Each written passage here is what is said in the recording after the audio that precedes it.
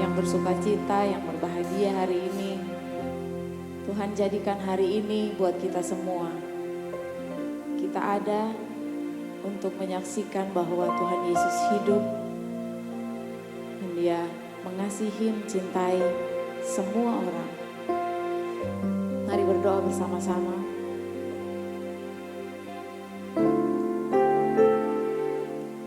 Tuhan, hati kami rindu akan Engkau.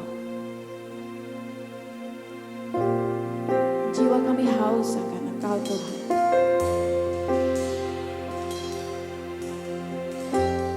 Kepuasan kami hanya ada dalam hadirat.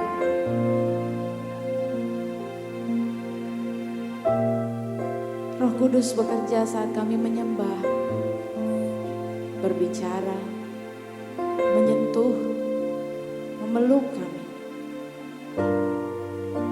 Biar tubuh jasmani kami merasakan kehadiran Tuhan. Kami bersyukur Tuhan buat hari yang Kau jadikan. Kami bersyukur atas hidup kami. Kami bersyukur untuk segala hal. Untuk setiap pencapaian, perjalanan, pengorbanan. Kami tahu ada Tuhan di sana. Setiap musim hidup kami Kau ada. Karena Engkau setia dan adil. Dan kami menjadi kuat karena kami menanti-nantikan Engkau. Pagi hari ini Tuhan, kami menantikan Engkau.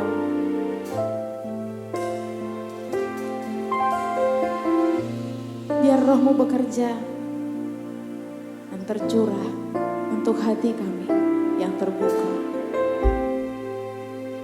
Ini waktu-Mu Roh Kudus, penuhi setiap hati yang haus akan Engkau. Di dalam nama Yesus, kami menolak setiap hal yang bukan dari Bapa untuk kami. Kami membuka hati kami, telinga kami, mata kami untuk melihat Engkau, mendengarkan Engkau, menerima kebenaran-Mu. Dalam nama Tuhan Yesus Kristus. Haleluya. Sama-sama katakan amin. Ya.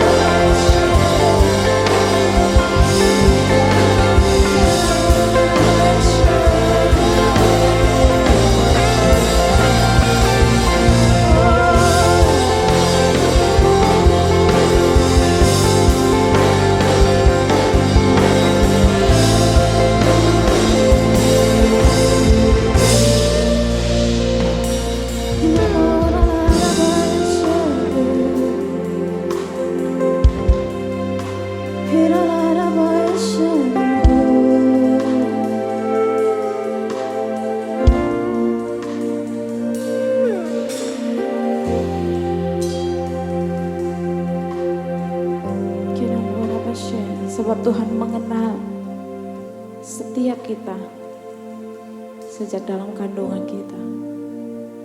Saya ingin mengajak kita semua untuk sejenak berpikir, membayangkan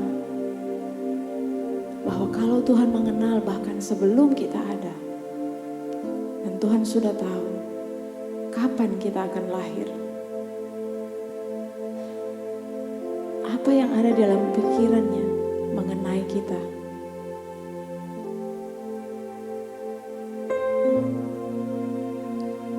Apa yang Tuhan cita-citakan, impikan melalui seorang saya, melalui Bapak Ibu semua. Tutup mata dan renungkan sejenak. Seperti saat kita memiliki seorang anak, bahkan sebelum dia lahir, setiap orang tua sudah mempunyai impian, bayangan, antusias bahwa suatu hari nanti anak ini akan menggenapi setiap rencana. Tuhan ingin kita sehat. Tuhan ingin kita berhasil. Tuhan ingin kita produktif. Tuhan ingin setiap kita kreatif. Tuhan ingin kita semua bahagia. Dan dalam Mazmur katakan, aku sudah pergi ke masa depan. Dan aku mempersiapkan jalan bagimu untuk sampai ke sana.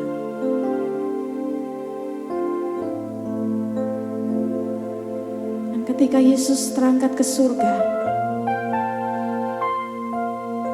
Dia meninggalkan Roh Kudus untuk menuntun setiap kita.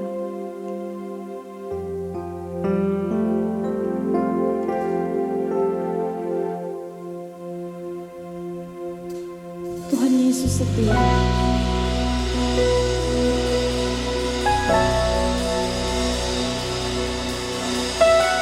Sampai hari ini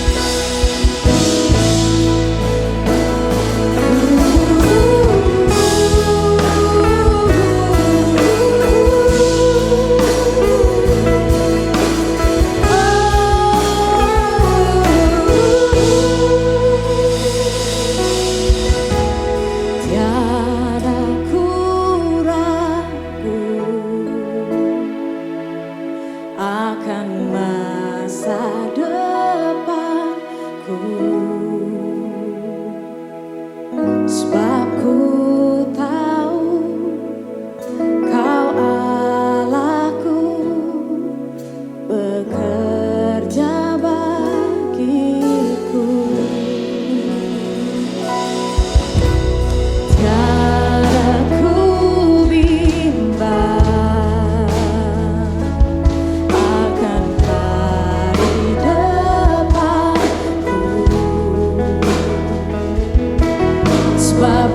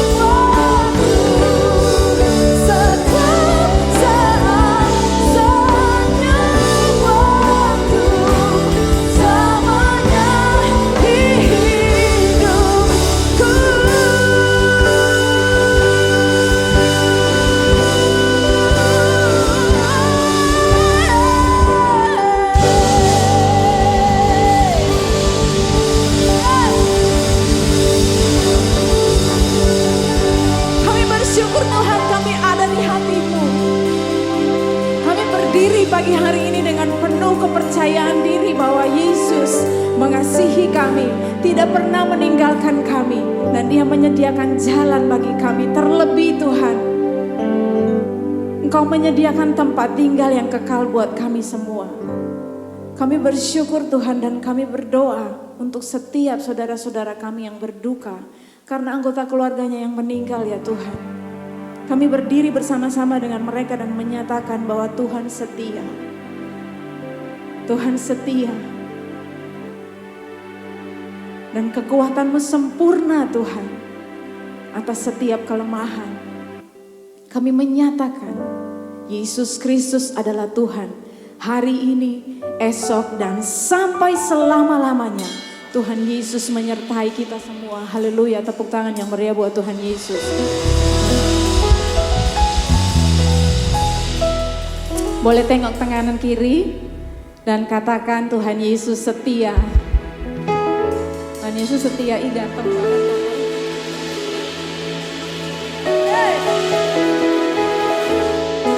Sebab kuasa Yesus yang luar biasa sanggup untuk mematahkan segala kutuk dan membebaskan setiap jiwa kita dari kegalauan, kesedihan, duka. Yesus Kristus sudah melewati segala kesusahan yang pernah kita hadapi di muka bumi ini, dan Dia punya cara untuk menolong kita. Amin. Tepuk tangan sekali lagi buat Tuhan.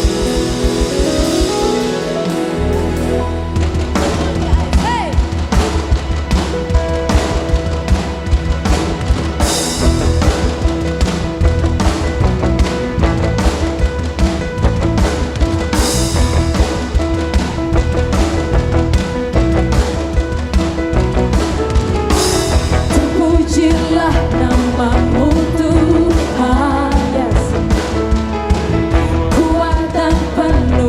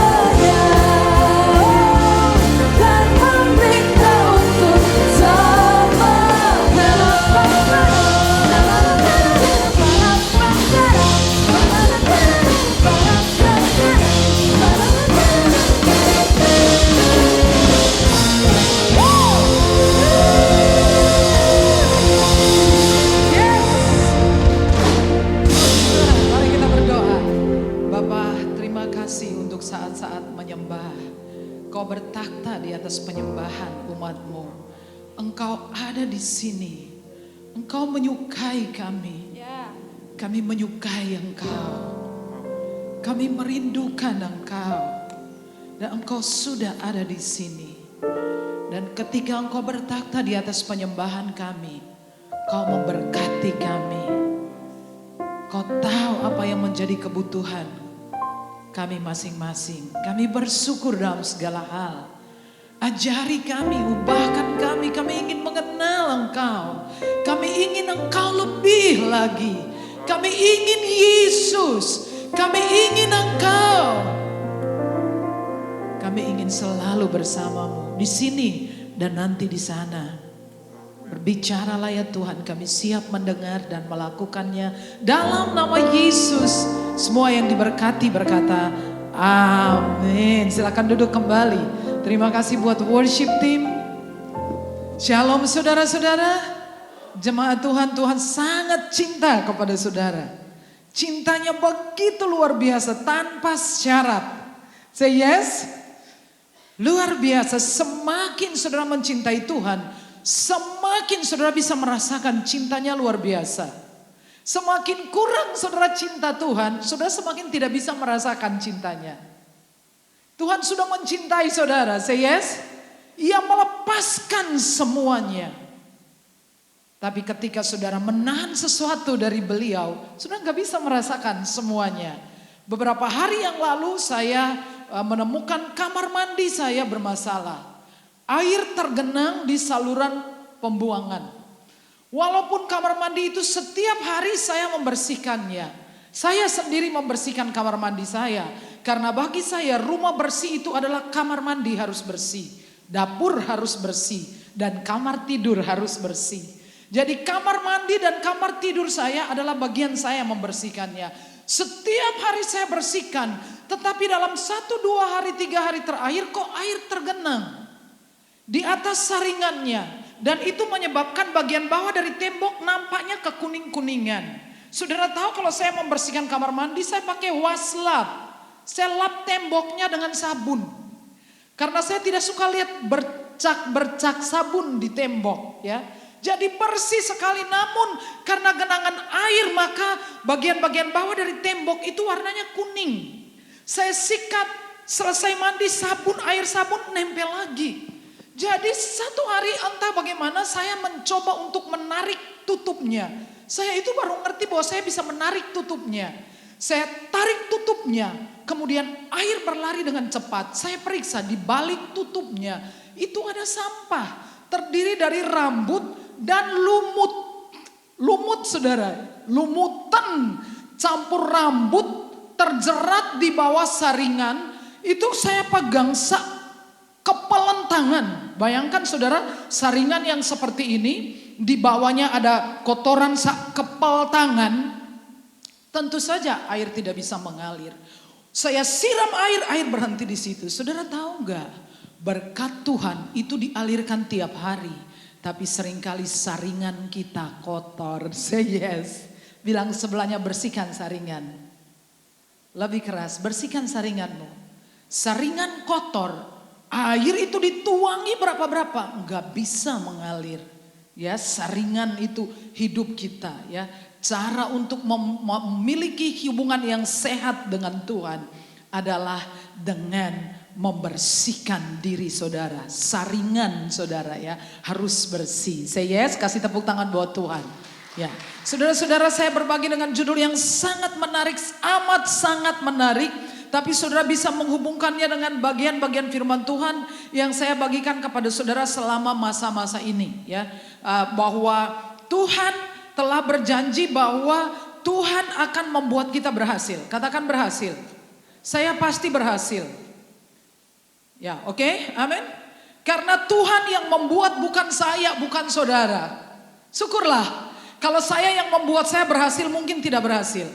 Tapi karena Alkitab mengatakan Tuhan yang membuat kita berhasil, makanya saya berharap. Say yes? Do you understand? Kalau saya sendiri yang membuat saya berhasil, waduh, berat. Kalau saudara katakan saya bisa membuat Bu Sarah berhasil, berat. Kalau seseorang yang lain mengatakan saya bisa membuat engkau berhasil, berat juga. Tapi kalau Tuhan berkata bahwa Tuhanlah yang membuat saya berhasil, saya terima absolut pasti. Makanya saya pasang kata pasti, ya. Pasti berhasil. Ya. Oke. Kita lihat ya. Ya, saudara harus mengerti bahwa orang berhasil bukan berarti tidak ada kesulitan, ya. Oke? Ya. Halo? Amin. Kesulitan itu pasti ada.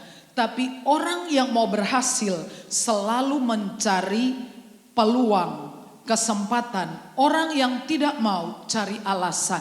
Ya, bilang sebelahnya, kamu cari kesempatan atau cari alasan?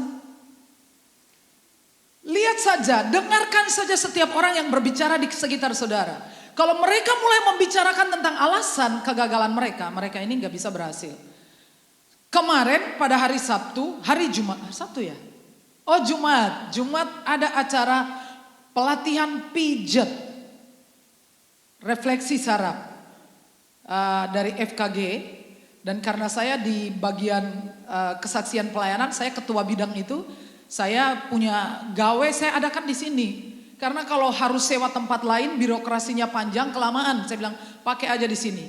Saudara, saya bukan saja panitia, saya peserta. Saya belajar. Kenapa? Karena saya lihat itu peluang. Saya tawarkan kepada banyak orang, banyak alasan. Lihat saudara, lihat orang-orang yang keakehan alasan. Susah orang macam begini. Alasan saja yang dia punyai. Tapi saya mempunyai kesempatan. Saya pendeta belajar pijat, iya. Karena saya sudah melihat peluangnya. Saudara-saudara yang hari ini nganggur butuh kerjaan, dengarkan saya. Kalau saudara lihat tukang bangunan, saya sudah tanya, kerja sehari gajinya berapa, dibayar berapa? 100, 125 kira-kira, 150? 100? Oke. Satu hari 8 jam. Tetapi tukang pijat 1,5 jam 150.000. Kalau sehari dia pijat 3 orang, modalnya cuma minyak lentik. Leres nama buatan?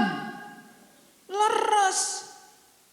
Saudara, kemarin tuh kesempatan loh, karena berhubung tuan rumah. Saya bilang, ada yang mau datang, saya ikut aja kan kursi ada, kamu ambil kursi gak usah daftar, duduk, denger. Dan saya tanya kepada trainernya, gimana caranya supaya bisa dapat sertifikat yang ada sertifikat dari dinas kesehatan. Bisa saudara kau diteruskan.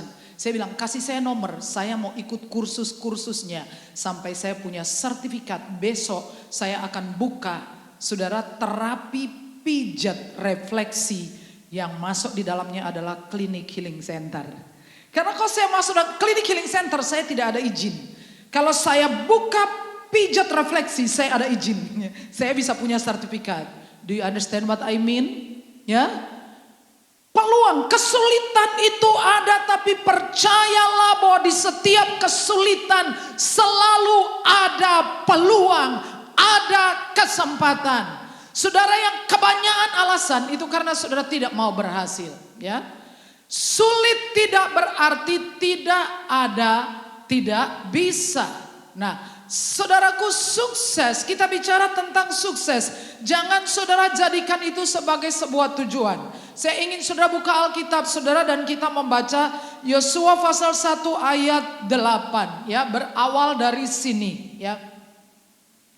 Saudara harus cinta Alkitab. Say yes. Amin. Ini caranya untuk berhasil. Dengarkan saya, hari-hari ini semua orang digoncang. Semua saudara, saya saudara. Ayo kuat-kuatan. Saudara pegang apa? Opo sing mbok cekel. Ayo. Saudara mau cekel apa? Deposito, monggo. Taruhan sama saya. Siapa yang paling bertahan? Saudara cekel apa? Harta warisan nenek moyangmu 7 turunan 8 tanjakan gak habis? Monggo. Taruhan sama saya. Saya mau lihat siapa yang akan bertahan. Firmanlah yang membuat orang berhasil. Say yes, kasih kemuliaan buat Tuhan. Ini hari-hari ini semua sudah digoncang saudara. Semua pegangan sedang digoncang. Bank digoncang gak Bu? Goncang saudara. Bisnis-bisnis besar digoncang. Tutup sana sini. Kalau saudara tetap mengabaikan firman, dengarkan saya baik-baik. Abaikan saja firman dan saudara akan menemukan hidupmu akan terabaikan. Say yes. Jadi saudara harus suka firman, cinta firman. Gak punya uang gak apa-apa, saudara masih punya Tuhan. Say yes. Karena Tuhan adalah sumber. Baca dulu ayat 8 sama-sama. 1, 2, 3. Janganlah engkau lupa memperkatakan kitab Taurat ini, tetapi renungkanlah itu siang dan malam, supaya engkau bertindak hati-hati sesuai dengan segala yang tertulis di dalamnya, sebab dengan demikian perjalananmu akan berhasil dan engkau akan beruntung. Perhatikan ya, ini benar-benar luar biasa. Satu ayat ini aja kaya luar biasa, kaya kebenaran ya. Oke, ingat baik-baik ya, kita terus digoncang. Kita sedang mengalami goncangan, terus digoncang ya. Tapi firman Tuhan tidak tergoncangkan. Berhenti saudara megang yang lain, pegang Alkitab, pegang firman. Stop percaya diri yang berlebihan, percayalah kepada Allah. Say yes, amin. Ya, ikuti saudara firman Tuhan. Sukses itu bukan tujuan, katakan bukan tujuan. Kalau saudara jadikan sukses itu tujuan, saudara tidak bahagia. Kenapa? Karena Tuhan tidak menaruh kepuasan pada benda. Say yes. Amin. Karena Tuhan tidak merancang saudara dan saya untuk puas dengan benda. Apakah itu kekayaan, popularitas, posisi, kedudukan, deposito. Tuhan sekali lagi tidak ciptakan saudara untuk puas dengan materi, tetapi hanya dengan hadiratnya. Kasih kemuliaan buat Tuhan. Itu sebabnya saudara lihat banyak orang di televisi itu. Apa yang kurang? Cantiknya luar biasa, kayanya luar biasa. Jadi YouTuber semua dipamerin. Mulai dari mobil mewah sampai underwear yang dikenakan dipamerin saudaraku. Tapi ujung-ujungnya narkoba. Benar enggak? Karena memang kepuasan tidak ditaruh Tuhan di benda. Kita harus sadar. Karena itu saya katakan sukses bukan tujuan tetapi jembatan. Setuju bilang amin. Haleluya, amin.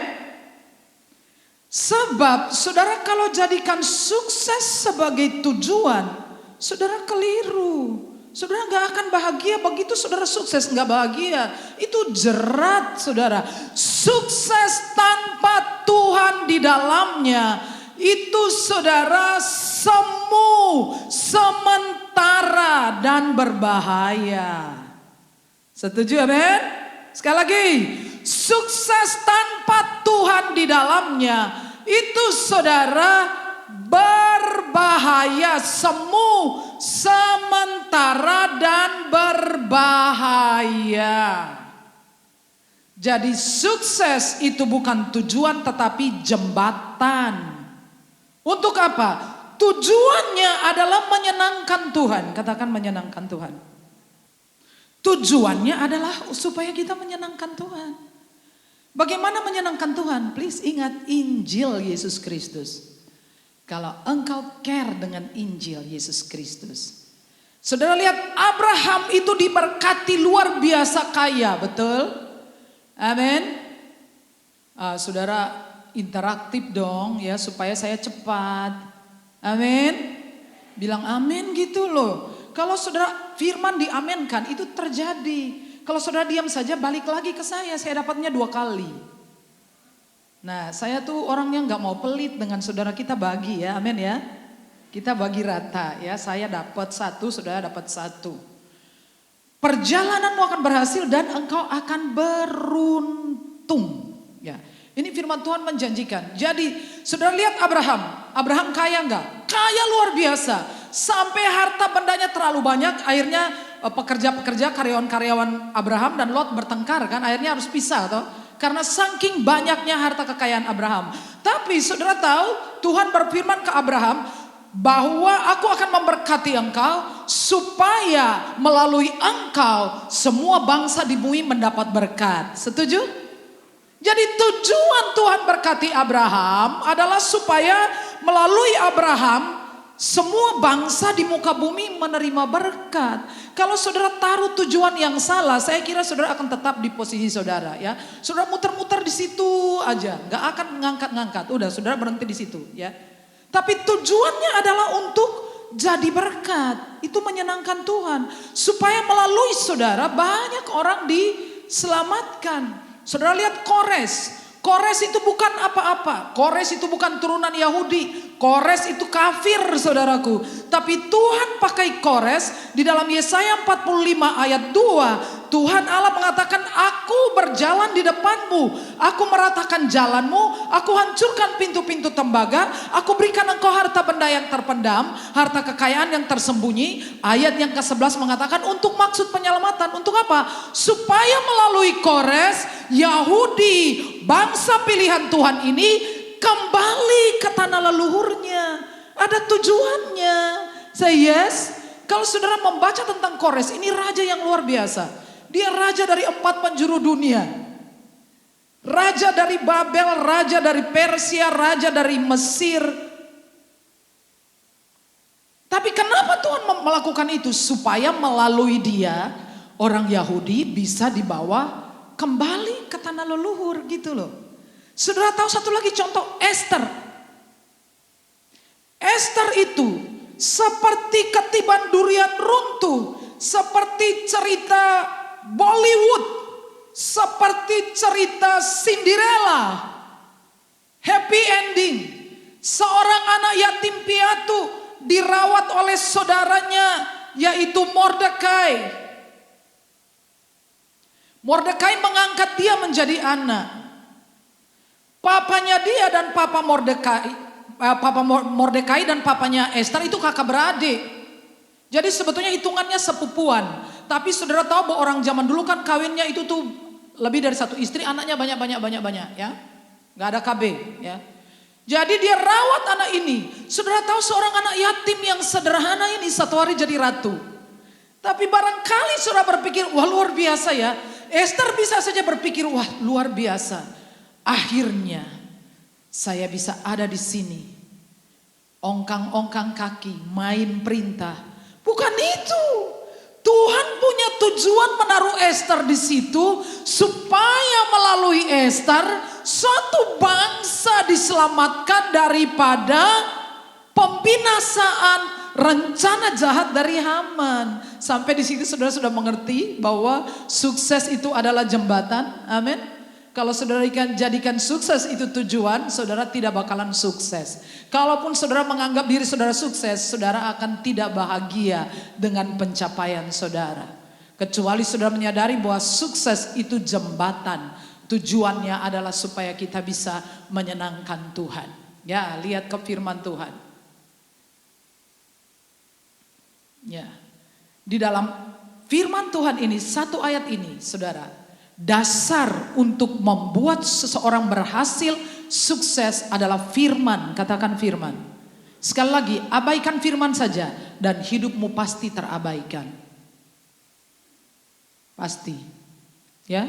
Jadi saudara cinta Alkitab, cinta firman. Saya sering memeluk Alkitab saya dan menangis bercucuran air mata.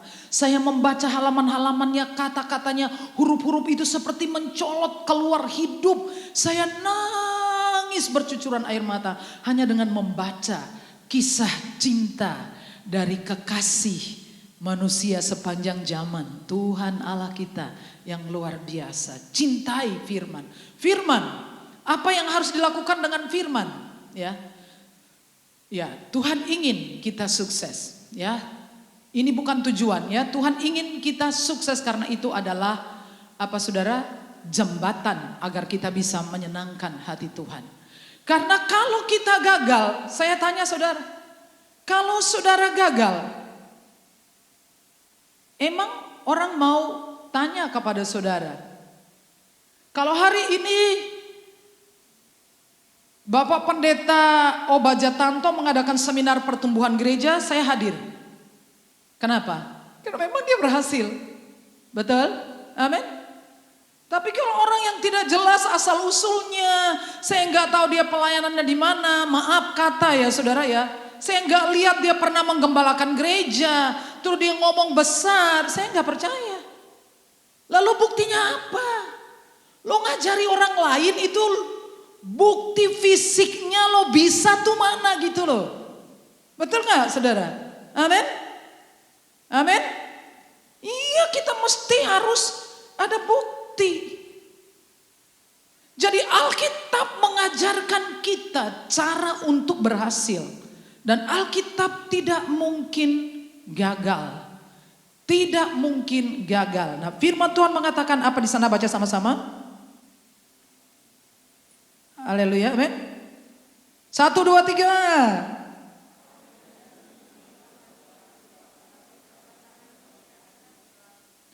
Langit dan bumi lenyap, tetapi perkataan Tuhan tidak mungkin berlalu. Jadi pertanyaannya sekarang, bagaimana caranya? Apa yang saya harus lakukan dengan firman itu? Apakah saya harus membeli Alkitab lebih banyak? Apakah saya harus membuat aplikasi terjemahan Alkitab dari bahasa, semua bahasa Sanskerta, bahasa Jawa Kromo Inggil, harus dari bahasa roh, bagaimana? Seperti apa? Apa yang saya harus lakukan dengan firman? Kalau saudara tidak berhasil, kalau Mas Haso mau mengajari musik, saya mau. Kalau seseorang yang tidak jelas asal usulnya, yang masang kunci Z aja keliru, buat apa saya bayari dia untuk ngajari orang dia aja nggak ngerti, bener nggak? Oke? Nah, saya kasih contoh yang lain. Seorang sales, kalau pergi nawarin barang di tokonya Ibu Linda, perhatikan sales itu, ya, semua orang yang punya toko. Gimana Pak Eko? Kalau sales itu datang ke toko saudara dan menawarkan barang, naiknya pit ontel. Dengan sales yang lain yang nentengnya komputer, tas komputer, MacBook, lalu naiknya mobil Avanza saja. Kira-kira saudara dengar siapa yang ngomong? Yang ngepit ontel, saya kira mikir. Halo, Bu Simon gimana Bu? Mikir ya? Kok nawari barang aja. Kalau saya pergi ke salon, saya lihat kapsternya. Kalau kapsternya karet rambut, karet gelang, terus dia mengembangkan sayapnya lalu bau, saya nggak kembali. Wong kamu aja bau. Betul nggak? Pakai tank top, angkat begini langsung aromanya pingsan saudara. Saya nggak balik 2 kali. Saya harus lihat dia bahwa memang benar ya. Saya lihat rambutnya, saya lihat mukanya, bersih nggak dia? Do you understand? Jadi itulah alasan saudara harus berhasil supaya saudara, orang melihat saudara, mereka akan bertanya siapa Tuhannya. Itu dulu. Amin. Haleluya. Amin. Pada waktu Salomo menjadi raja, Salomo itu dikasih hikmat luar biasa sampai terkenal di seluruh dunia. Orang gak tanya siapa Tuhannya dulu, orang lihat apa yang terjadi. Lalu datang Ratu Sheba, dia liatin bagaimana cara karyawan-karyawannya, pembesar-pembesarnya duduk di sekitar meja. Karena ternyata Pak Yuli memberitahu saya bahwa ada kursus atau sekolah yang mengajarkan cara duduk, makan di meja perjamuan, cara memakai serbet. Kalau misalkan ambil snack itu seperti apa? Snack diambil tidak boleh pakai garpu. Saya mah baru tahu juga saudara, snack itu diambil pakai tangan, nggak pakai garpu. Itu ada sekolahnya. Jadi itu si ratu datang dan heran melihat cara mereka duduk. Kita semua nggak tahu cara duduknya ya. Tapi kalau di kerajaan orang duduk itu harus tegak ya. Kaki disilang lalu duduk ya. Kalau duduk harus rapi. Cara mereka bicara waktu mereka membuka mulutnya, kata-kata yang keluar dari mulut gak asal, gak ada keluar kebun binatang saudaraku. Manis sampai itu ratu bilang, Separuh aja yang diceritakan belum. Sampai aku lihat ini luar biasa. Saudara tahu enggak? Seorang kalau Tuhan yang memberi hikmat bisa demikian hasilnya. Sebagai seorang percaya anak-anak kerajaan, apakah gaya hidup kita lebih rendah daripada cara hidup, gaya hidup pegawai-pegawai Salomo? Harus lebih rendah dari itu? Halo? Tidak, bukan? Kerajaan apa yang saudara tinggal di dalamnya? Kerajaan barbarkah? Yang orang ngomong asal keluar kata-katanya kotor, tajam bicaranya, cara berpakaiannya tidak sopan, tidak hormat, sama orang tidak ada rasa hormat. Saudara, anggota kerajaan mana kita? Kita bicara tentang kerajaan surga, cerminannya adalah kerajaan Salomo. Yang kalau orang beranikah saudara orang datang ke rumah saudara? Maukah saudara kalau saya datang ke rumah saudara pada saat saudara dan keluarganya sedang makan? Saya kira orang-orang semua akan berpikir kalau kita mengundang orang datang di rumah kita, takutnya kalau misalkan anak-anak kita kadang kurang sopan atau apa, benar ya? Kalau di rumah buka baju gitu telanjang dada, kita barangkali mungkin agak sungkan saudaraku. Tapi dengan melihat kehidupan kita, orang akan berpikir siapa Tuhannya. Kasih kemuliaan buat Tuhan. Siapa sesungguhnya adalah Tuhan mereka. Firman, cuman 2 saja ya. Cuman 2 saja. Oke. Kita baca ayat ini. Waktu itu suaranya menggoncangkan bumi. Tetapi sekarang ia memberikan janji 1 kali lagi aku akan menggoncangkan bukan hanya bumi saja melainkan langit juga. Ungkapan 1 kali lagi menunjuk kepada perubahan pada apa yang dapat digoncangkan karena ia dijadikan supaya tinggal tetap apa yang tidak tergoncangkan. Itu yang saya katakan tadi. Semua akan digoncangkan. Surat Ibrani berbicara merujuk kepada akhir zaman. Semua digoncang. Semua yang bisa tergoncangkan. Tujuannya apa? Supaya tinggal yang tidak tergoncangkan. Apa yang tidak tergoncangkan? Tuhan dan firman-Nya. Hanya itu saja yang tidak tergoncangkan. Jadi apa yang saudara harus lakukan dengan firman-Nya? Baca lagi ya, 1, 2, 3, 1, 2, 3 dengan cepat.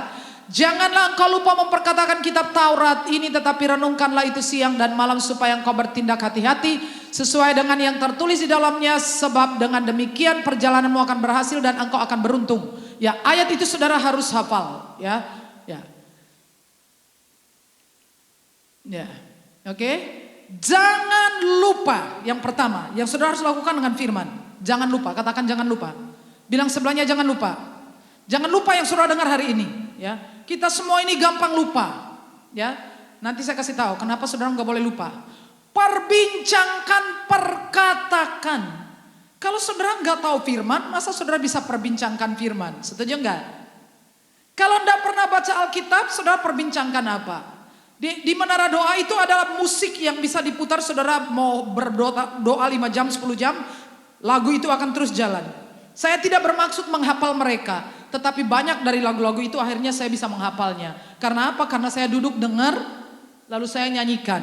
Jadi kadang di jalan lagu-lagu itu keluar lagi tanpa saya berusaha menghafalnya, ya. Jadi kalau saudara tidak tahu firman, mau memperbincangkan apa? Paling juga kan saudara perbincangkan itu adalah game online itu, bangsa apa itu game yang saya suka dengar kata-kata kasar dari ucapan game-game itu ya. Game online itu ucapannya kasar-kasar sekali, ya.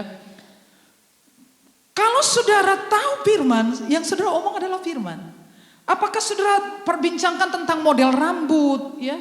Ataukah saudara perbincangkan tentang tutorial make up, atau cara memasak, tumis-tumisan, ada di YouTube semua. Ataukah tentang episode terakhir film Korea? Karena itu yang saudara tahu, saudara perbincangkan itu. Tapi saudara, kalau engkau mengetahui firman, ya engkau perbincangkan adalah firman. Katakan amin. Jadi saudara harus tahu firman. Jangan lupa. Di ayat itu dikatakan jangan lupa. Perbincangkan, perkatakan, omong-omong. Supaya apa? Bertindak hati-hati. Ini berbicara tentang apa? Melakukan. Katakan melakukan. Melakukan firman. Ya. Sesuai artinya seperti, sama persis. Firman ini membuat berhasil. Kalau firman itu yang pertama, jangan engkau lupa. Di sekolah kita belajar menghafal rumus matematika, rumus kimia, rumus biologi. Supaya apa? Kalau ujian lulus, benar? Amin. Dukun-dukun menghafal mantra supaya mereka berhasil. Kemarin saya katakan, kenapa dukun disebut orang pintar? Kenapa? Karena orang yang pergi ke sana adalah orang bodoh. Masuk akal toh? Dukun menghafal mantra, siswa menghafal rumus matematika, fisika, kimia, biologi supaya lulus ujian. Tapi saya beritahu saudara, dengan menghafal rumus matematika, kimia, biologi, lulus ujian tidak menjamin engkau lulus ujian kehidupan ini. Tidak ada amin. Hanya dengan engkau menghafal firman Tuhan, engkau pasti lulus ujian kehidupan ini. Kasih tepuk tangan untuk saudara. Jadi caranya menghafal ya. Saudara yang ikut kelas praise and worship, firman.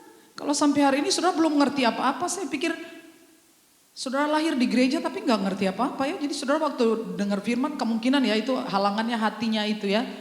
Mainan HP gitu kan ya, keluar masuk ya. Kayak ada bara di bokongnya, kalau duduk sedikit panas, keluar dulu. Nah itu yang bikin saudara tidak mengerti firman Tuhan. Gitu ya. Saya cerita 2 kisah ini. 2 hari yang lalu, seseorang menemui saya di rumah.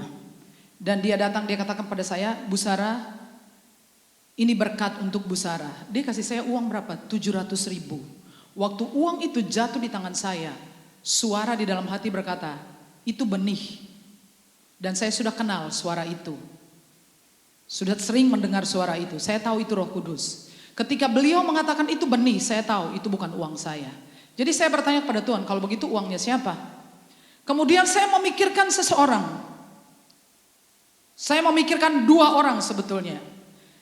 Lalu saya putuskan, saya ambil 500-nya, saya masukkan di amplop putih. Saya bilang ke Tuhan, kalau ini orangnya, saya pergi ke menara, dia ada di menara.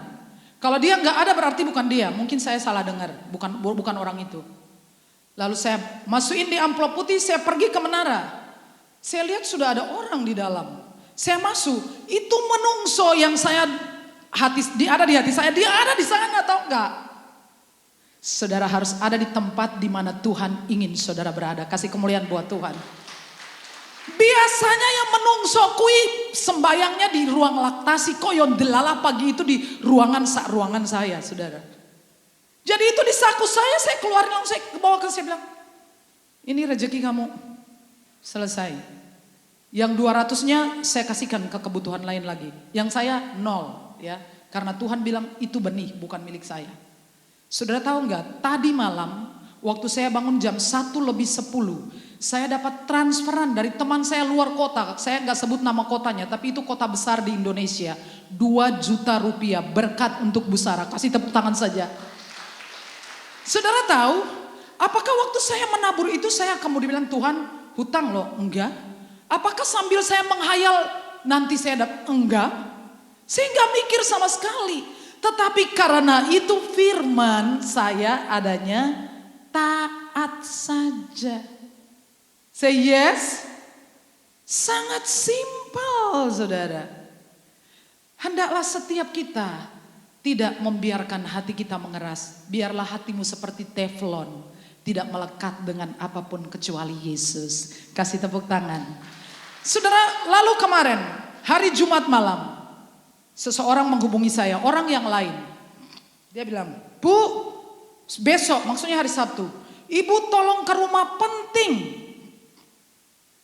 Karena dia beberapa hari yang lalu juga pergi ke dokter, saya pikir dia sakit. Saya bilang, apa hasil dari dokter? Dia bilang, enggak ini penting. Lalu saya bilang, hari Sabtu ini saya penuh sekali. Penuh sesek sampai saya harus bangun tengah malam untuk koreksi khotbah saya. Jadi Mbak Priska itu kalau malam minggu nggak tidur. Karena dia harus tunggu jam 1 malam, saya mengubah catatan saya, dia harus kalang kabut. Ya, harus cari apa yang tengah malam saya bangun. Kemudian saya telepon, saya pikir dia sakit. Dia bilang, "Bu, ini loh Bun, saya mau kasih motor untuk Bunda dan untuk gereja." Apa dia kasih 2 motor ya untuk Bunda dan untuk gereja? Saya tanya, ini untuk Bunda apa untuk gereja? Dua-duanya. Saya jawab, buat gereja aja, gak usah buat saya. Saya nunut aja, udah cukup. Semakin banyak memiliki, semakin melekat dan semakin besar kans untuk terluka. Ya enggak, kepemilikan itu menyebabkan kita mudah terluka, benar enggak? Amin ya. Saudara memiliki istri, anak, orang tua, semakin kita merasa memiliki, semakin berpeluang kita terluka. Makanya cintailah suamimu dengan segenap hati, jangan segenap jiwa. Supaya kalau dia menyakitimu, engkau cukup sakit hati, jangan sakit jiwa. Karena firman, dia kirim pesan, dia bilang ke saya, buat Bunda aja, nanti kalau Bunda pensiun, Bunda mau bawa terserah. Saya bilang enggak, buat gereja aja. Saya nunut pakai aja udah cukup. Gak usah banyak-banyak memiliki, nanti semakin sakit. Ya, betul? Saudara yang punya banyak anak itu semakin banyak peluang sakit. Ketika mereka menikah, kalau punya satu kali aja sakit. Dia menikah terus pergi dari rumah. Bapak punya anak 4, siap-siap 4 kali terluka. Mereka menikah, mereka pergi meninggalkan kita ya. 4 kali. Jadi semakin banyak rasa kepemilikan, potensinya sangat besar untuk terluka. Saudara hendaklah punya hati seperti teflon. Jangan biarkan apapun melekat kecuali Yesus. Say yes, mujizat terjadi setiap hari. Sudah jam berapa? Saya asik sekali saudara. Nah, ya. Firman itu menjadikan dari yang tidak ada menjadi ada. Setuju amin? Tidak punya pacar sekarang, besok bisa punya pacar. Tidak punya modal sekarang, besok bisa punya modal. Tidak punya uang sekarang, besok punya uang. Tidak punya rumah sekarang, besok punya rumah. Tidak punya mobil, besok bisa punya. Setuju? Karena firman menjadikan dari yang tidak ada menjadi ada. Tapi ingat itu yang tadi saya katakan itu. Kalau saya punya motor kan gampang. Kemarin saya sudah ngomong iya buat aku aja. Asik saudara punya, saya punya kan. Tapi saya bilang enggak usah buat gereja aja. Segampang itu, gampang sekali. Tapi saudara harus hormati firman itu. Dengar lalu lakukan saja ya. Jangan saudara keras hati. Firman itu memperbaiki kelakuan, mendidik dalam kebenaran, memperbaiki ya kelakuan yang buruk, kebiasaan yang buruk. Saudara, firman dengan membaca dan merenungkan firman itu akan membersihkan, membuat kita tobat. Memang pada waktu kita harus melepaskan dosa, kelemahan. Contohnya saudara nggak bisa bangun pagi dan saudara mulai memaksakan diri bangun pagi, nampaknya sangat menyakitkan, sangat melukai, membuat tidak enak. Tapi lama-lama biasa. Waktu saya bersihkan saringan itu, tangan saya beset saudaraku ya, karena tajam sekali itu seperti silet ya ternyata ya di dalamnya itu. Waktu saya coba rogoh gini langsung seret. Berdarah, sakit sementara tapi kemudian kamar mandi saya bersih. Waktu saudara membuang dosa-dosa, kelemahan, kebiasaan, rasanya mungkin sakit saudara. Tetapi tenanglah, semua akan baik-baik, semua akan bersih, hidupmu akan bersih, hidupmu akan baik, engkau akan dididik, engkau menjadi seorang yang memiliki nilai, seseorang yang anggun, seseorang yang bersih di mata dunia, bersih di mata Allah, seseorang yang saudara pergi kemanapun saudara punya rasa percaya diri, karena orang berperang dari posisi benar itu selalu menang. Perjalanan akan berhasil dan beruntung. Yang kedua, hampir selesai, sabar sedikit lagi ya. Sudah jam berapa sekarang? Belum ya? Jam di sana itu jam atau apa ya? Oh jam ya 7:02. Ya, sabar dikit lagi, 2. Ya ini yang kedua. Cuman 2 poin. Come on, bangun. Bangun ya, bangun sayang. Ya, bangun sayang. Be happy. Ini luar biasa saudara. Sangat luar biasa. Apa saja yang diperbuatnya berhasil. Ya, kalau saudara memperlakukan firman seperti yang saya katakan tadi, maka yang pertama, perjalananmu akan berhasil, engkau akan beruntung, apa saja yang engkau perbuat, yang engkau kerjakan berhasil. Baca ini ya, 1, 2, 3. Berbahagialah orang yang tidak berjalan menurut nasihat orang fasik, yang tidak berdiri di jalan orang berdosa, dan yang tidak duduk dalam kumpulan pencemooh, tetapi yang kesukaannya ialah Taurat Tuhan, dan yang merenungkan Taurat itu siang dan malam. Ia akan seperti pohon yang ditanam di tepi aliran air, yang menghasilkan buahnya pada musimnya, dan yang tidak layu daunnya. Apa saja yang diperbuatnya berhasil. 1, 2, 3, katakan apa saja. Lebih keras, apa saja. Apa saja yang sudah kerjakan mesti berhasil. Apa saja. Gak ada yang sudah kerja gagal, gak ada. Karena waktu hidup kita itu berharga. Gak ada waktu untuk coba sana coba sini. Enggak saudara. Apapun yang saudara kerja, apapun yang saudara sentuh, mesti berhasil. Saudara mau jadi tukang pijat, berhasil. Saudara mau jadi seorang artis biduan, berhasil. Saudara mau jadi seorang seniman, berhasil. Saudara mau jadi seorang musician profesional, berhasil. Mau jadi pendeta, berhasil. Mau jadi pedagang, berhasil. Pebisnis, berhasil. Pialang saham, berhasil. Berhasil. Apa saja. Nah, yang kedua adalah saudara perhatikan kata kerja dari perjalanan. Kata kerjanya adalah berjalan. Katakan berjalan. Terus yang kedua, diperbuat. Itu ada kata buat di dalamnya. Perbuat. Itu apa? Sesuatu yang saudara lakukan. Say yes. Amin. Ini bagian saudara adalah saudara seperti minggu lalu, keep moving. Saudara harus terus bergerak, berusaha. Amin. Amin. Tidak boleh duduk manis. Tidak boleh kebanyakan tidur. Hitung jam tidur saudara, harus dihitung. Orang dewasa rata-rata 7 jam, 8 jam.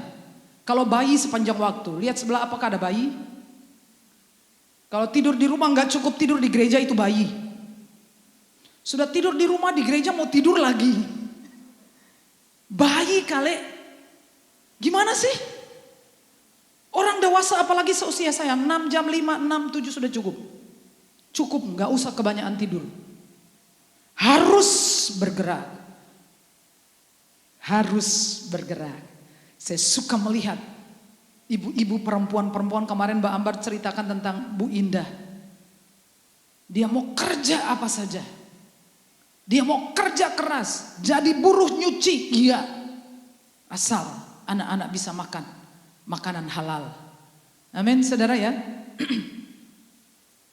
Duduk manis tidak akan mengubah keadaan. Saudara harus kerja. Perjalananmu akan berhasil. Firman Tuhan ini diberikan kepada Yosua. Dan Yosua itu memimpin orang Israel 1 langkah lagi masuk ke dalam tanah perjanjian. Dan dia sudah menempuh perjalanan 40 tahun. Come on. Sudah 40 tahun. Dia tidak termasuk dengan orang-orang yang berkata sudah sampai di sini. Udah gak mau mutung. Udah gak mau capek. Padahal tinggal melompat. Kalau saudara itu mau berjalan, orang Israel itu kok mau jalan sendiri 2 mingguan nyampe. Tapi saudara saya yakin tidak akan sampai. Kenapa? Gak punya peta, mesti tersesat di padang gurun.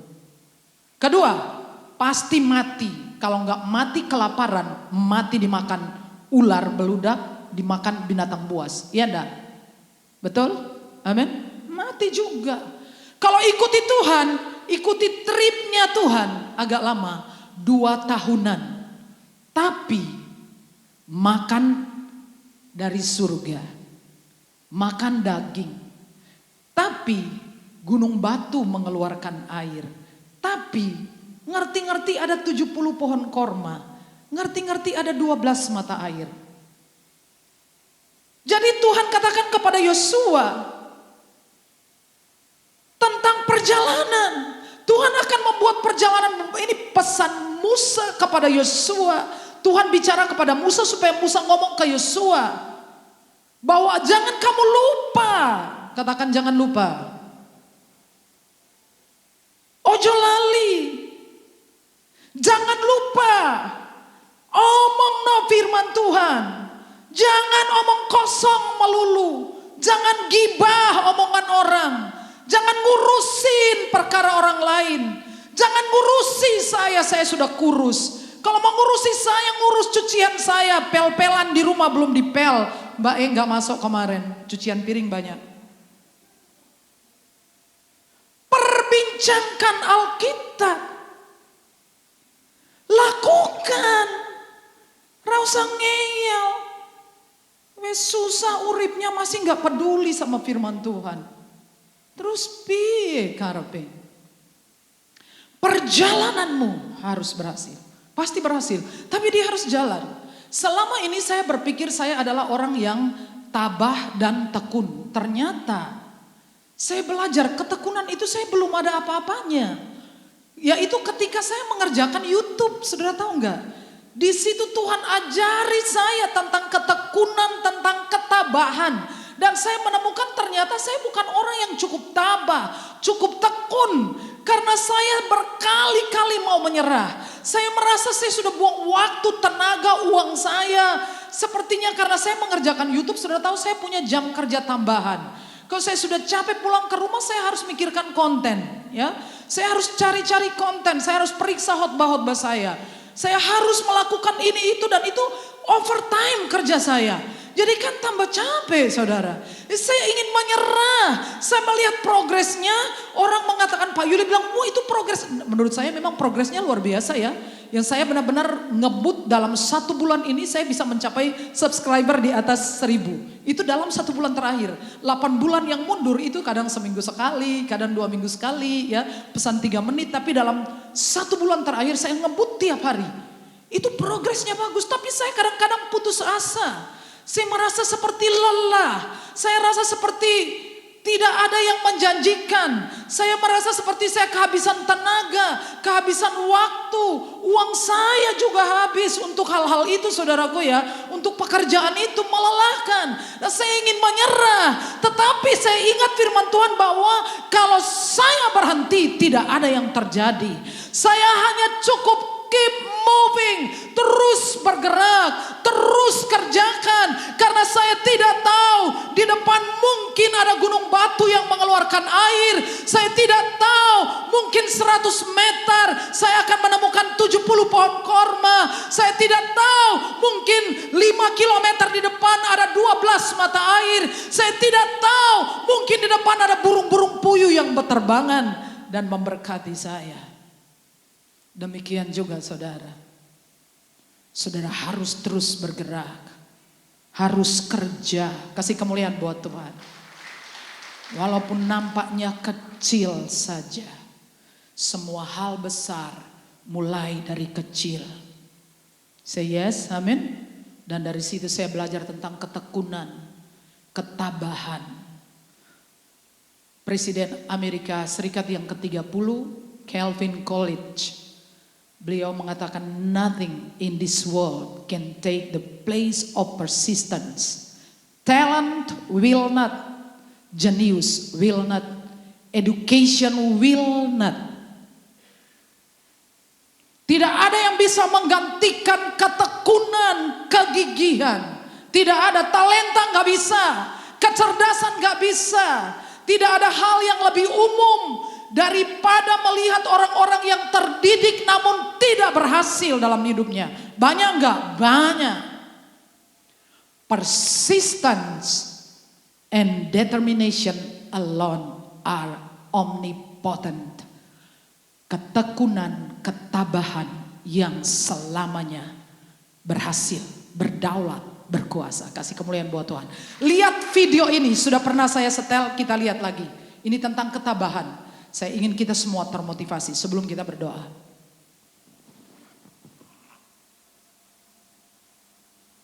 If you want to change the world, start off by making your bed. If you make your bed every morning, you will have accomplished the first task of the day. It will give you a small sense of pride, and it will encourage you to do another task, and another, and another. And by the end of the day, that one task completed will have turned into many tasks completed. Making your bed will also reinforce the fact that the little things in life matter. If you can't do the little things right, you'll never be able to do the big things right. And if by chance you have a miserable day, you will come home to a bed that is made, that you made. And a made bed gives you encouragement that tomorrow will be better. During SEAL training, the students are all broken down into boat crews. Each crew is 7 students, 3 on each side of a small rubber boat, and 1 coxswain to help guide the dinghy. Every day, your boat crew forms up on the beach and is instructed to get through the surf zone and paddle several miles down the coast. In the winter, the surf off San Diego can get to be 8 to 10 feet high, and it is exceedingly difficult to paddle through the plunging surf unless everyone digs in. Every paddle must be synchronized to the stroke count of the coxswain. Everyone must exert equal effort, or the boat will turn against the wave and be unceremoniously dumped back on the beach. For the boat to make it to its destination, everyone must paddle. You can't change the world alone. You will need some help. And to truly get from your starting point to your destination takes friends, colleagues, the goodwill of strangers, and a strong coxswain to guide you. If you want to change the world, find someone to help you paddle. During the land warfare phase of training, the students are flown out to San Clemente Island, which lies off the coast of San Diego. The waters off San Clemente are a breeding ground for the great white sharks. To pass SEAL training, there are a series of long swims that must be completed. One is the night swim. Before the swim, the instructors joyfully brief the students on all the species of sharks that inhabit the waters off San Clemente. They assure you, however, that no student has ever been eaten by a shark, at least not that they can remember. But you are also taught that if a shark begins to circle your position, stand your ground. Do not swim away. Do not act afraid. And if the shark, hungry for a midnight snack, darts towards you, then summons up all your strength and punch him in the snout, and he will turn and swim away. There are a lot of sharks in the world. If you hope to complete the swim, you will have to deal with them. So if you want to change the world, don't back down from the sharks. The 9th week of training is referred to as Hell Week. It is 6 days of no sleep, constant physical and mental harassment, and 1 special day at the Mud Flats. The Mud Flats are an area between San Diego and Tijuana where the water runs off and creates the Tijuana Sloughs, a swampy patch of terrain where the mud will engulf you. It is on Wednesday of Hell Week that you paddle down to the Mud Flats and spend the next 15 hours trying to survive this freezing cold, the howling wind, and the incessant pressure to quit from the instructors. As the sun began to set that Wednesday evening, my training class, having committed some egregious infraction of the rules, was ordered into the mud. The mud consumed each man till there was nothing visible but our heads. The instructors told us we could leave the mud if only 5 men would quit. Only 5 men, just 5 men, and we could get out of the oppressive cold. Looking around the mud flat, it was apparent that some students were about to give up. It was still over 8 hours till the sun came up. 8 more hours of bone-chilling cold. The chattering teeth and the shivering moans of the trainees were so loud, it was hard to hear anything.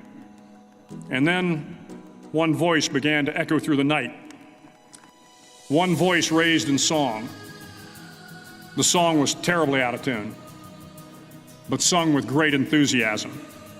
One voice became 2, and 2 became 3, and before long, everyone in the class was singing. The instructors threatened us with more time in the mud if we kept up the singing, but the singing persisted. And somehow the mud seemed a little warmer, and the wind a little tamer, and the dawn not so far away. If I have learned anything in my time traveling the world, it is the power of hope. The power of one person, a Washington, a Lincoln, King, Mandela, and even a young girl from Pakistan, Malala. One person can change the world by giving people hope. So if you want to change the world, start singing when you're up to your neck in mud. Finally, in SEAL training, there's a bell. a brass bell that hangs in the center of the compound for all the students to see. All you have to do to quit is ring the bell. Ring the bell, and you no longer have to wake up at 5 o'clock. Ring the bell, and you no longer have to be in the freezing cold swims. Ring the bell, and you no longer have to do the runs, the obstacle course, the PT, and you no longer have to endure the hardships of training. All you have to do is ring the bell to get out. If you want to change the world, don't ever, ever ring the bell. To the class of 2014, you are moments away from graduating, moments away from beginning your journey through life, moments away from starting to change the world for the better. It will not be easy, but you are the class of 2014, the class that can affect the lives of 800 million people in the next century. Start each day with a task completed. Find someone to help you through life. Respect everyone. Know that life is not fair and that you will fail often. But if you take some risks, step up when the times are the toughest, face down the bullies, lift up the downtrodden, and never ever give up. If you do these things, the next generation and the generations that follow will live in a world far better than the one we have today. And what started here will indeed have changed the world for the better. Thank you very much. Hook 'em horns. Mari kita tunduk kepala, saudara. Jadi pada akhirnya keberhasilan, sukses itu landasannya ada dua. Janji Tuhan untuk saudara. Yang kedua, ketekunan dan ketabahan saudara. Terus bergerak, jangan diam. Ingatlah, Yosua melakukan perjalanan. Daud bekerja, berusaha. Terus berusaha, terus berusaha. Mari kita tunduk kepala. Oh, haleluya Tuhan.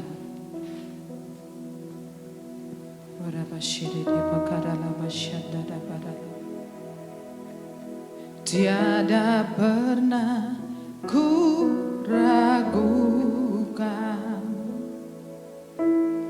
kasih setiamu ya Tuhan. Setiap waktu dalam hidupku tak pernah kau tinggalkan. Meski langit tampak suram, awan gelap pun menghadang, lewati badai, lewati gelombang, tak pernah kau tinggalkan diriku. Yes.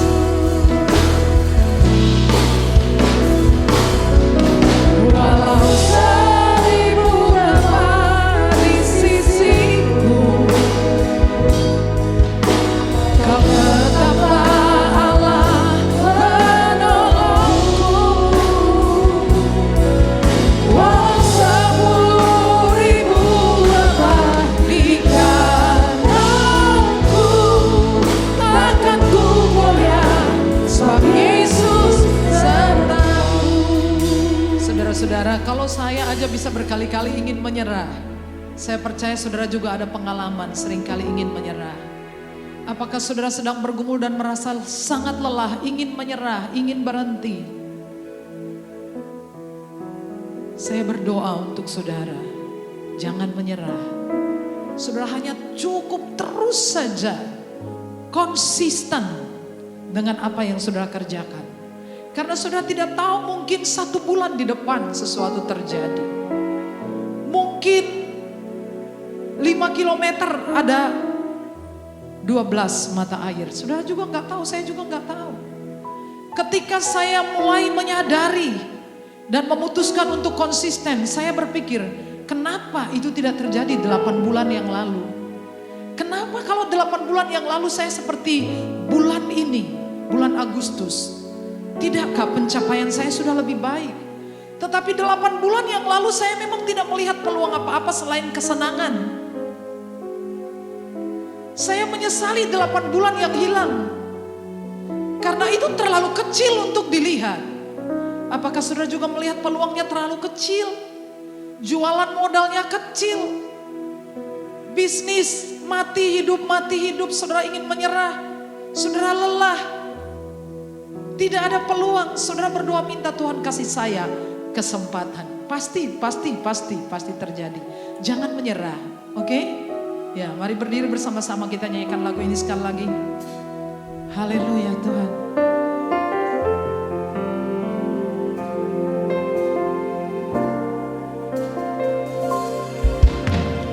Tiada pernah ku ragukan kasih setiamu ya Tuhan. Setiap waktu dalam hidupku tak pernah kau tinggalkan. Meski langit tampak suram, awan gelap pun menghadap. Hadapi badai, lewati gelombang, tak pernah kau tinggalkan diriku.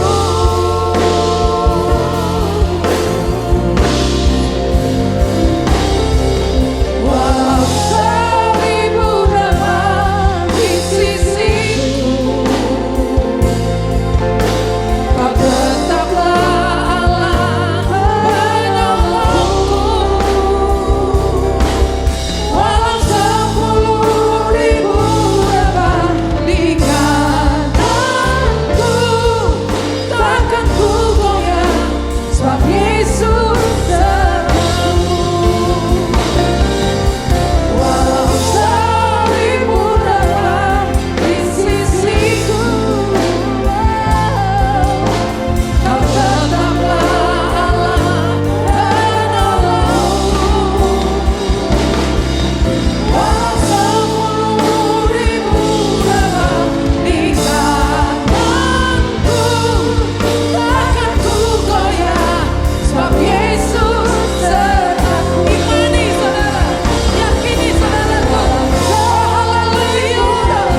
Jangan menyerah, jangan menyerah. Kau tetaplah Allah penolongku. Walau 10.000 rebah di kananku, takkan ku goyah, sebab Yesus sertaku. Takkan ku goyah, sebab Yesus sertaku. Takkan ku goyah, sebab Yesus sertaku.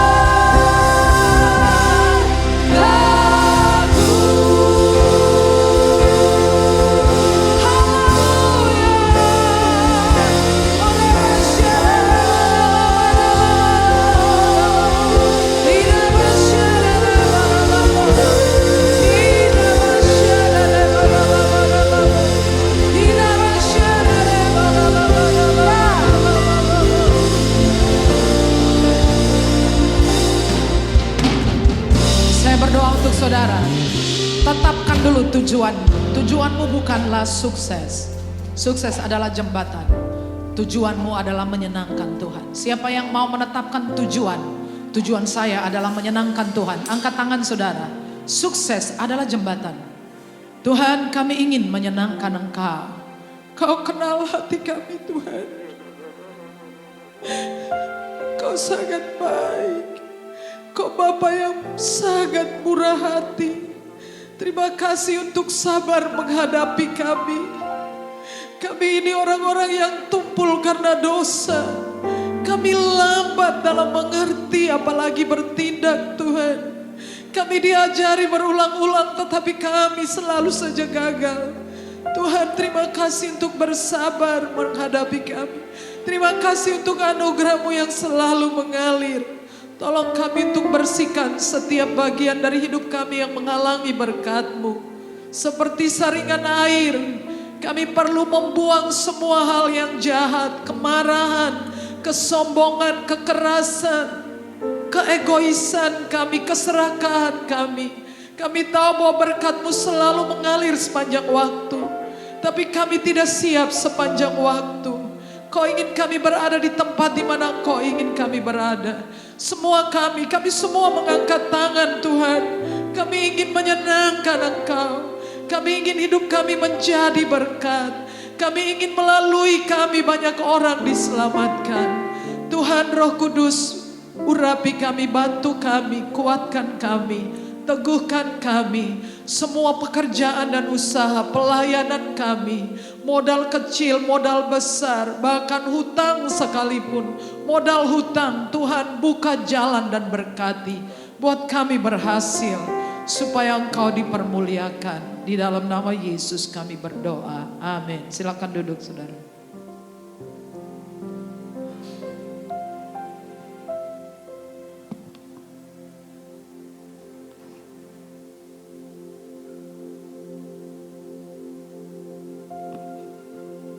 Kita akan memberikan persembahan. Mari berdoa untuk persembahan. Bapa, semua yang kami beri berasal dari Tuhan. Kami mengembalikan persepuluhan karena kami menghormati Engkau.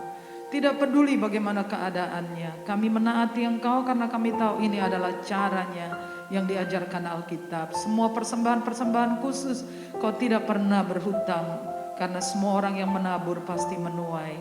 Berikan kami tuaian 100 lipat di dalam nama Yesus. Amin.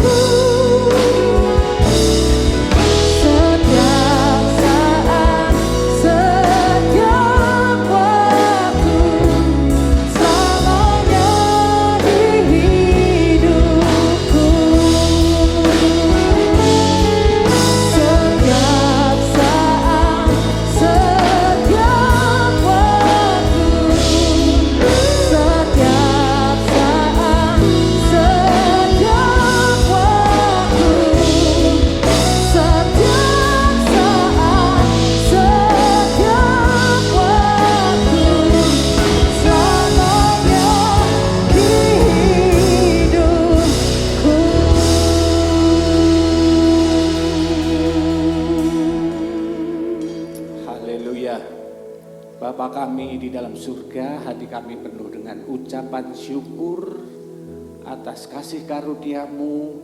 Kami boleh mengenal Engkau, kami boleh diselamatkan untuk menjadi anak-anak-Mu. Terima kasih Bapa, kami bersama-sama seluruh jemaat-Mu pada pagi ini menyatukan hati dan iman kami. Kami berdoa untuk bangsa dan negara Indonesia. Kami serahkan bangsa dan negara Indonesia ke dalam tangan-Mu. Tuhan melawat dan Tuhan memulihkan bangsa dan negara Indonesia ini sehingga boleh menuju masyarakat yang adil dan makmur. Terima kasih Bapak. Kami juga berdoa untuk Bapak Presiden Joko Widodo dan juga beserta wakilnya Bapak Ma'ruf Amin. Tuhan memberkati beliau-beliau ini beserta keluarganya, dan Tuhan memberkati untuk boleh memimpin negara Indonesia menuju masyarakat yang adil dan makmur. Kami juga berdoa Tuhan untuk Kepolisian Republik Indonesia, untuk Tentara Nasional Indonesia, baik Angkatan Darat, Angkatan Laut maupun Udara. Engkau mempersatukan mereka, Engkau menjadikan mereka alat-Mu untuk boleh mempertahankan negara kesatuan Republik Indonesia ini. Terima kasih Tuhan Yesus, kami serahkan seluruh bangsa dan negara ini ke dalam tangan-Mu. Tuhan akan memberkati. Kami juga berdoa Tuhan untuk para pasien sakit COVID-19 di seluruh Indonesia. Kami percaya Tuhan melawat mereka dan Tuhan menyembuhkan mereka. Tidak akan ada lagi kematian massal, tetapi yang ada adalah kesembuhan massal. Terima kasih Tuhan Yesus. Indonesia dibebaskan dari COVID-19. Indonesia bebas dan Engkau memulihkan ekonomi Indonesia sehingga kami semua boleh dipulihkan. Terima kasih, terpujilah nama-Mu Bapa. Kami juga berdoa untuk seluruh gembala sidang. Kami juga berdoa untuk seluruh para pelayan Injil. Kami berdoa untuk para misionaris. Kami serahkan di dalam tangan-Mu. Tuhan memberkati mereka. Tuhan memakai mereka untuk menjadi alat-Mu, untuk menjadi penuai ladang-Mu yang sudah siap untuk dituai. Terima kasih Bapak. Kami juga berdoa untuk jemaat Filipi. Tuhan memberkati jemaat ini, juga untuk Ibu Sarah, Bapak Daniel. Kami serahkan di dalam tangan-Mu. Tuhan melawat gereja ini. Tuhan memulihkan seluruh jemaat Filipi. Tuhan memberkati kami untuk menjadi saluran berkat, untuk menjadi tanda ajaib-Mu, untuk menjadi kepanjangan tangan-Mu.